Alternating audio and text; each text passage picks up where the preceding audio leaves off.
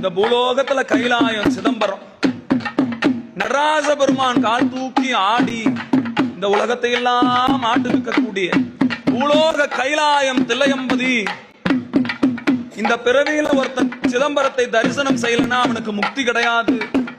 தரிசிக்க முக்தி தரக்கூடிய அந்த தில்லையம்பதிக்கு இந்த மண்ணில் பிறந்த ஒவ்வொருத்தரும் ஒரு முறையாவது போய் தரிசனம் பண்ணணும். தரிசிக்க முக்தி தரக்கூடிய அந்த தில்லையம்பதி பார்க்காமல் விட்டுட்டா அதுக்காகவே இன்னொரு பிறவி எடுக்கணும்னு சொல்லி பேசிக்கிட்டதை கேட்டேன். அதை பார்த்ததும் எனக்கு ஒரு எண்ணம் வந்தது, நாமும் ஒரு நாள் போய் சிதம்பரத்தை தரிசனம் பண்ணணும். நாமும் ஒரு நாள் இந்த பிறவியில போய் சிதம்பரத்தை தரிசனம் பண்ணி இந்த ஆன்மாவை கடத்தி வழியை பார்க்கணும்னு சொல்லி எல்லாருக்கிட்டையும் போய் சொன்னேன், நான் சிதம்பரம் போறேன், நான் சிதம்பரம் போறேன்.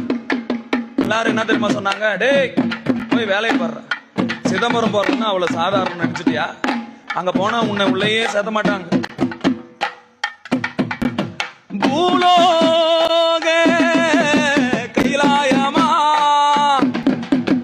பூலோக கைலாயமா, அந்த தென்தில்லை நானும் செல்ல வேணும்.